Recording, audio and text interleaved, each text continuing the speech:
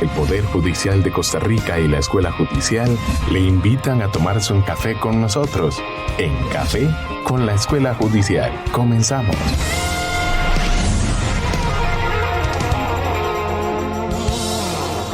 Bienvenidos y bienvenidas a esta nueva entrega de Café con la Escuela Judicial. El día de hoy vamos a continuar con el tema la responsabilidad penal de las personas jurídicas. Y al igual que la vez anterior, nos acompaña don Guillermo Arce Arias. Bienvenido, Guillermo, nuevamente a hablar de este tema tan interesante. Muchas gracias, Maribel. Aquí estamos de nuevo compartiendo con usted y con todos los que nos están viendo. Hoy vamos a hablar propiamente de lo que es cuáles son las novedades que nos aporta esta ley 9699 en cuanto a la responsabilidad penal de las personas jurídicas. Bueno, hablar de la ley es en sí misma una novedad desde el punto de vista del ordenamiento jurídico costarricense. Pero sin duda alguna que el cómo se va a juzgar a las personas jurídicas, cómo la vamos a llevar a un proceso penal, cuáles pueden ser esas consecuencias por su actuar delictivo, es sin duda alguna uno de los aspectos que llama más poderosamente la atención, es decir, lo que podríamos llamar los aspectos procesales que nos viene a establecer la ley. Empecemos, ¿cómo se cita una persona jurídica? Bien. En estos casos, ¿verdad? Claro, la ley establece un orden puntual acerca de la citación de las personas jurídicas. En primer término, las personas jurídicas van a ser citadas por medio de su representante legal, por medio de su apoderado o por medio de su agente residente. ¿De acuerdo?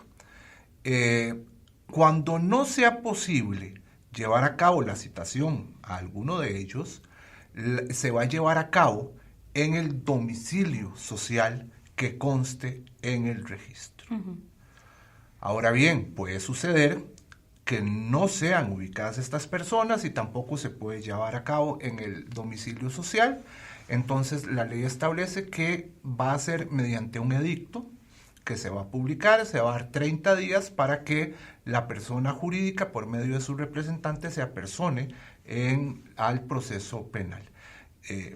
Ya si de esta forma no se apersona a nadie, va a ser designado un defensor público, se va a asignar un defensor público para que ejerza como curador procesal de esa persona y además lleve adelante la defensa penal de la persona jurídica. Eso de la defensa pública era lo que habíamos comentado en la entrega anterior, ¿verdad? Sí, sin duda alguna es uno de los elementos particulares, ¿verdad? Uh-huh. No en las normativas de otros países.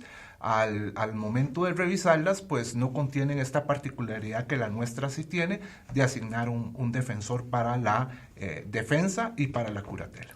¿Quién representa a las personas jurídicas ya en el proceso como tal? Bien, el representante de las personas jurídicas va a ser aquella persona que esté designada, tal y como lo dice su nombre, va a ser designada por la persona jurídica.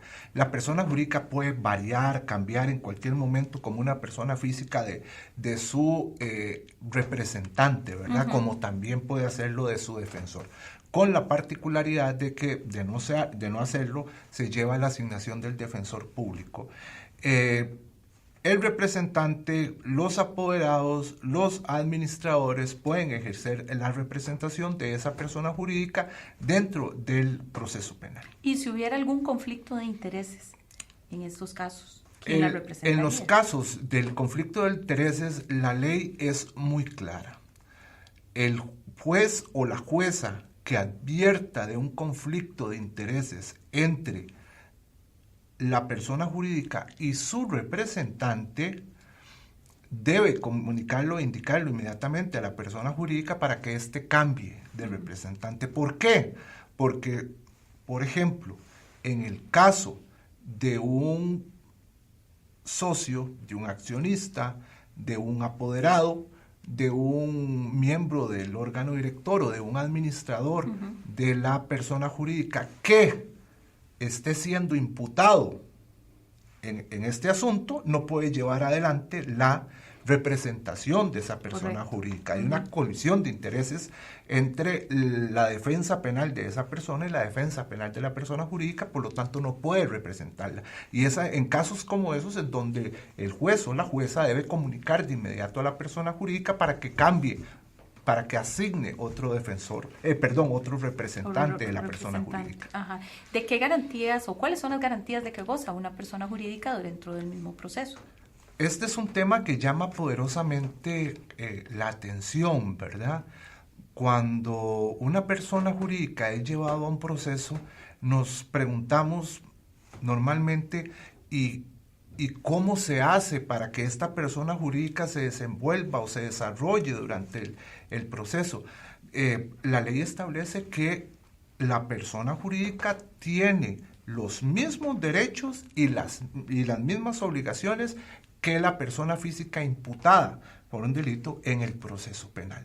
De manera tal, siempre que le sean aplicables, evidentemente, de manera tal que todos los derechos como el de defensa, el derecho a ser oído, el derecho de audiencia, todos estos derechos van a contar con ello la persona jurídica. Eso sí, la ley hace una excepción muy puntual, y es que a las personas jurídicas no se les puede otorgar un criterio de oportunidad, de manera tal que siempre está el Ministerio Público obligado a, en los casos que proceda, ejercer la acción penal en contra de la persona jurídica. ¿Y puede ser decretado rebelde? Sí, la persona jurídica. Claro, la persona jurídica, al igual que la persona física, se le puede decretar una rebeldía dentro del proceso penal.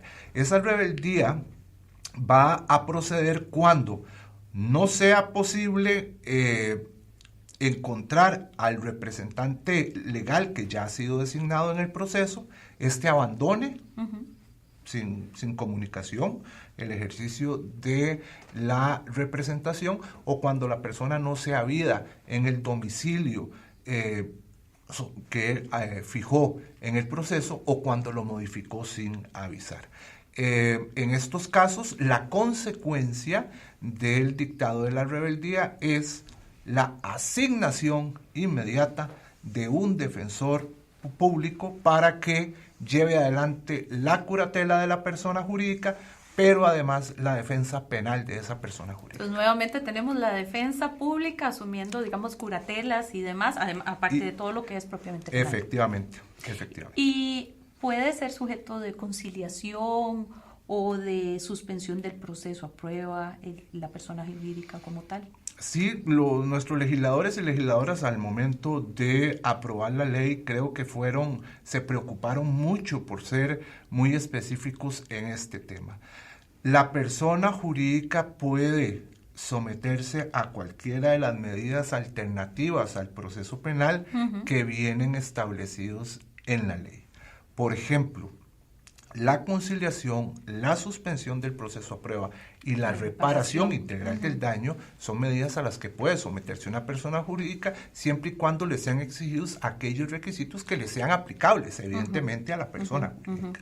¿Particularidades, digamos, de la etapa intermedia? Bien, primero que existe la posibilidad, al igual que estas medidas alternas, de que la persona jurídica se someta a un procedimiento especial abreviado, ¿verdad? Esto está también específicamente establecido en la ley. Lo otro importante es que la audiencia preliminar se va a llevar a cabo, evidentemente, frente a una acusación que va a tener que presentar el Ministerio Público en contra de esta persona jurídica, y al igual tendrá que pasar todo el mecanismo de control que se ejerza jurisdiccionalmente sobre esa acusación y determinar si el asunto es elevado a juicio o no. ¿Y en cuanto a medidas cautelares? Bueno, esta es otro punto neurálgico, ¿verdad? Las medidas cautelares que pueden imponerse. con la particularidad de que las medidas cautelares no solamente pueden imponerse en alguna etapa del proceso. Es decir, estamos acostumbrados a que en caso de personas físicas las medidas cautelares solo son procedentes mientras el proceso dure, ¿verdad?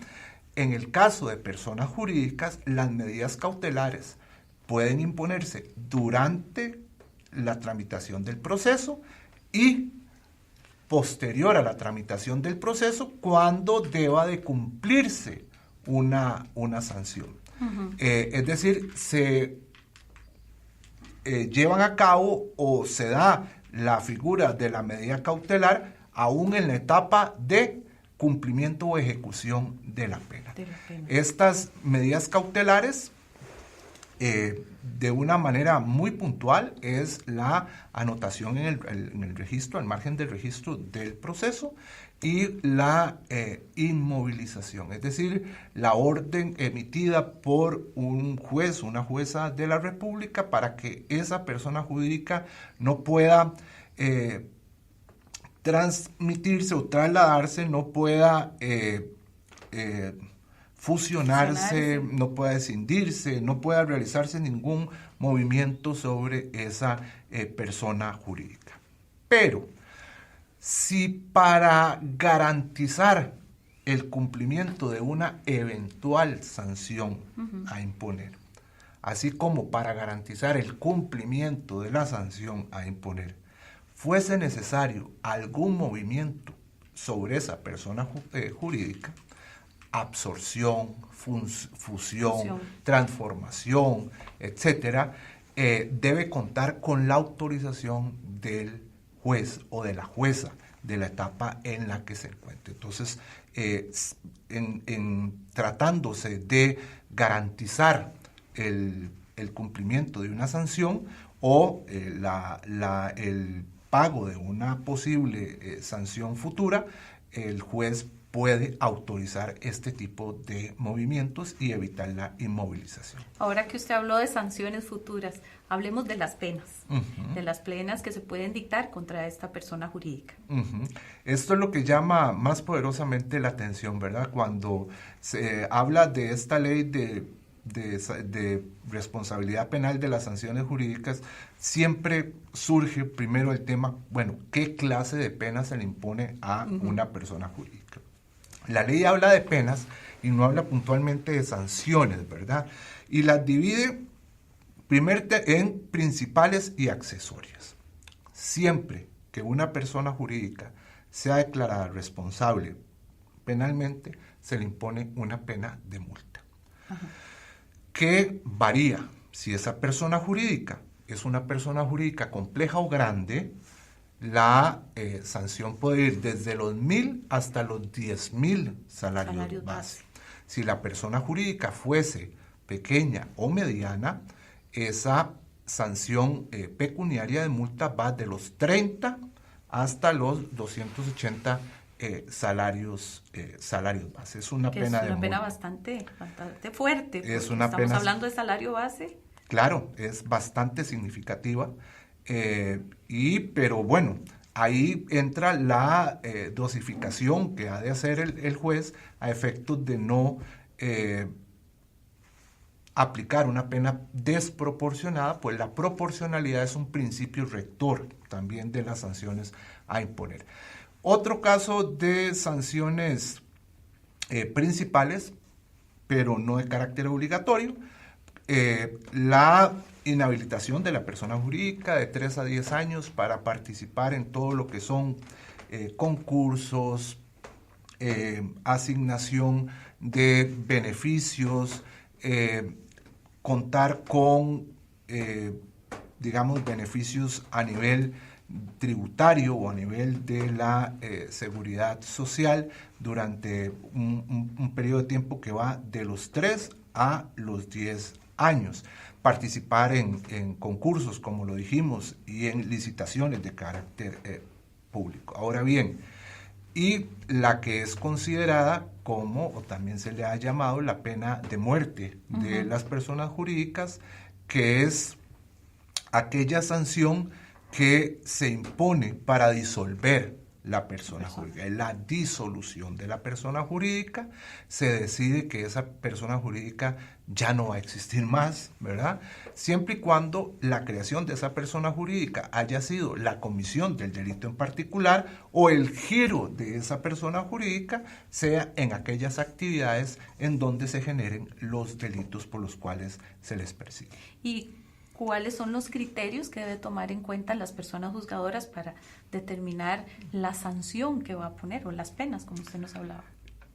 Para determinar qué sanción se va a imponer y el cuánto se le va a imponer, ya sea de multa desde el extremo mínimo al extremo máximo, o bien si lo que se va a hacer es inhabilitar o se le va a sancionar con algún tipo de inhabilitación para alguna actividad específica, la ley establece criterios, podríamos llamarlos generales, o que son aquellos que están establecidos en el artículo 71 del Código Penal, los elementos de forma, tiempo y lugar en que fueron llevado a cabo el hecho, los elementos objetivos y subjetivos que vienen establecidos en el Código Penal, pero también establece algunos de carácter especial.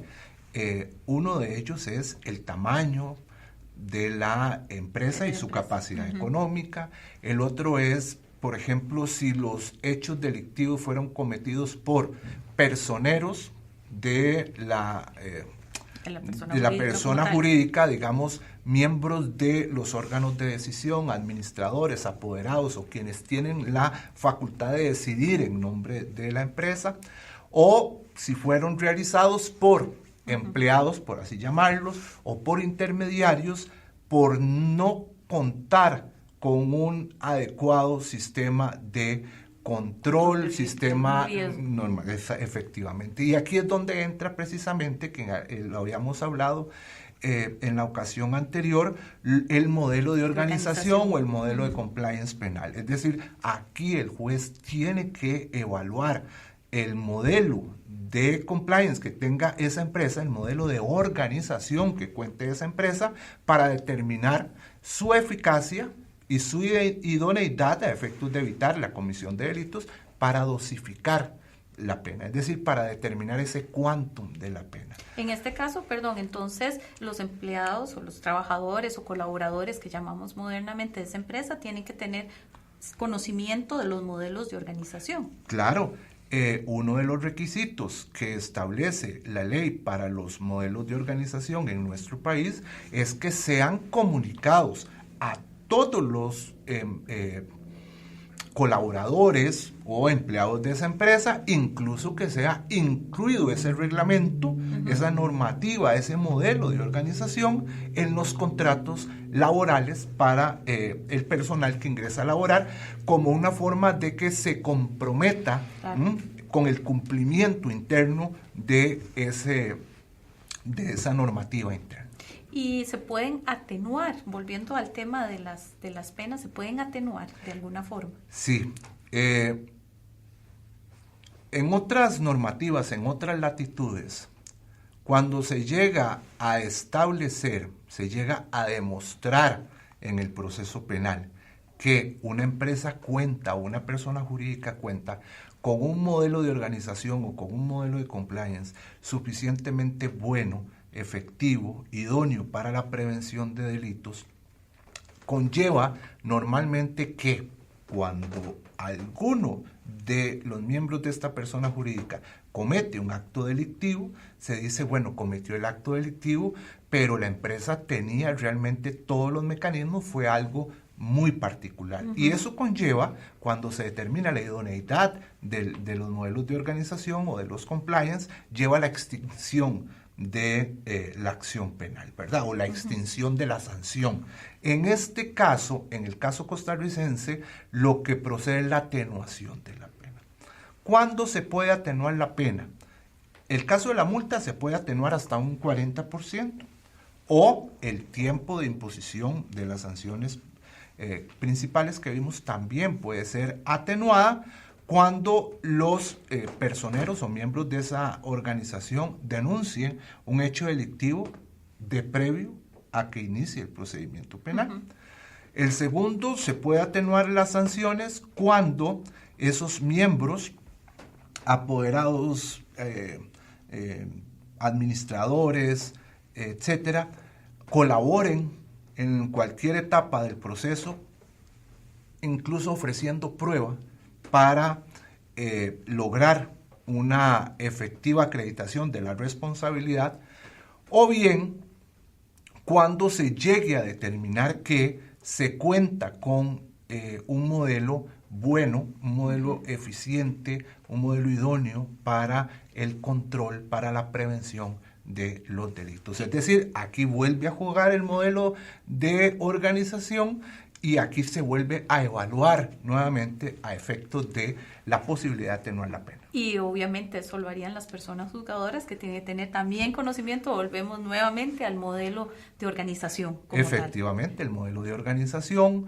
prevención de delitos, gestión y control, como lo llama la ley, pero que es una normativa de cumplimiento penal o un compliance de carácter penal, se convierte en un objeto de prueba dentro del proceso penal, porque es de donde el juez está llamado a valorar, a evaluar, para efectos de dosificar la pena a imponer, de graduar la pena a imponer, pero también de atenuar la pena.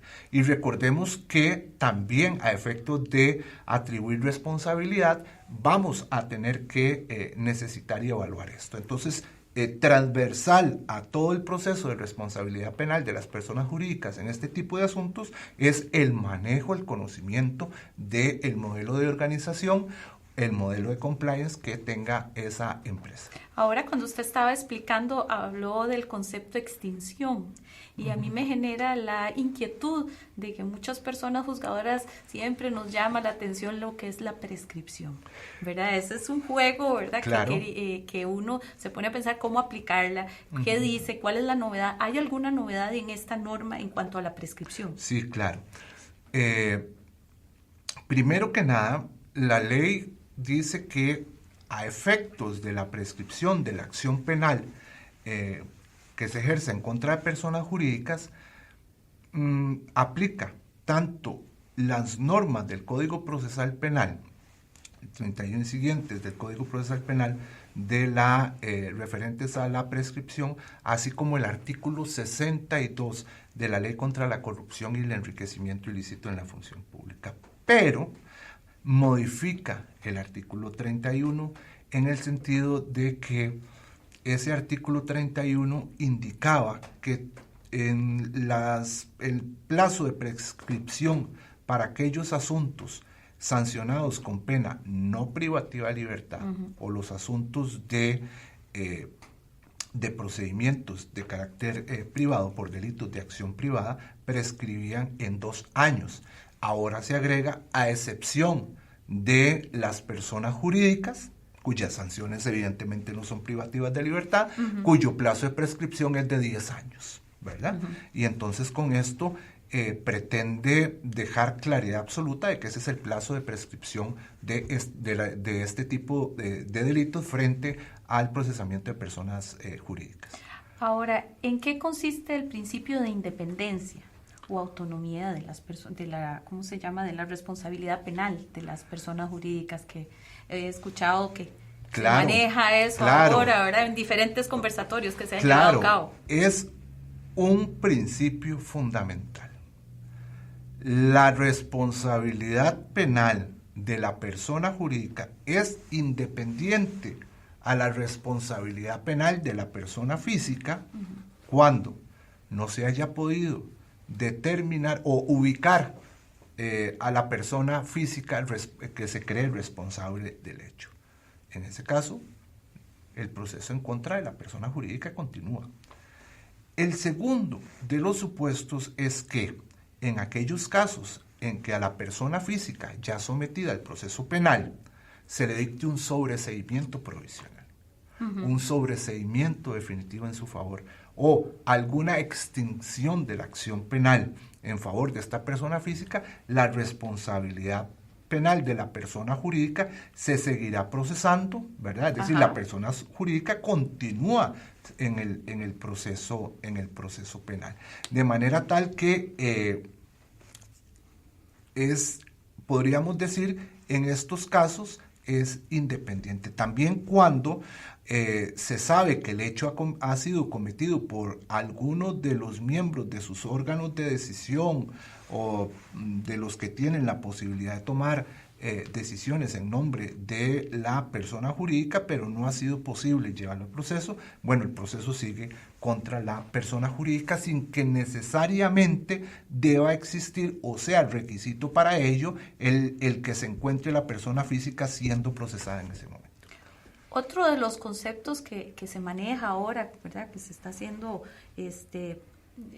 comentando en los diferentes foros que se están llevando a cabo con esta normativa, es el término persona jurídica como garante de la evitación de delitos. ¿A qué se refiere ese concepto? A los penalistas, cuando leemos esta ley y quienes laboramos en el área penal, nos lleva directamente al artículo 18 del Código Penal.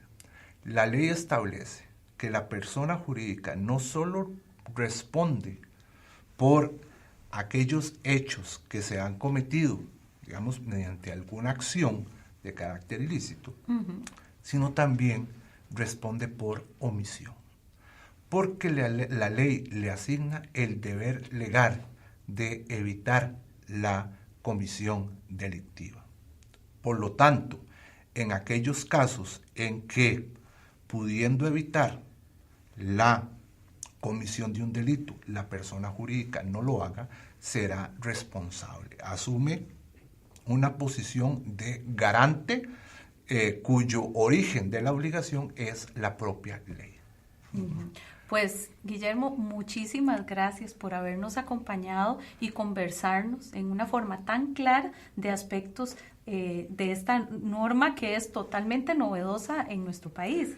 Muchísimas gracias, Maribel, a usted por habernos invitado y haberme permitido venir a compartir de un tema tan interesante que hace pues nacer muchísimos cuestionamientos y que el transcurso del tiempo nos irá diciendo la forma en que en definitiva se irá desarrollando. Pero una última pregunta, Guillermo.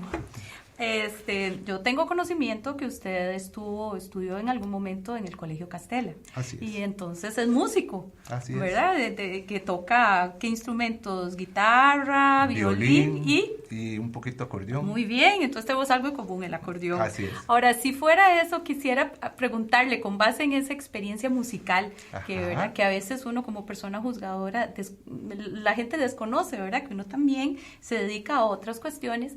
Si tuvieras que hacer un concierto o diseñar un concierto, ¿verdad?, estamos hablando de conciertos musicales, ¿verdad?, cuyo tema central fuera la responsabilidad penal de las personas jurídicas, ¿cómo llamarías ese concierto y cuál sería el programa? Es decir, las canciones que se interpretarían, Guillermo.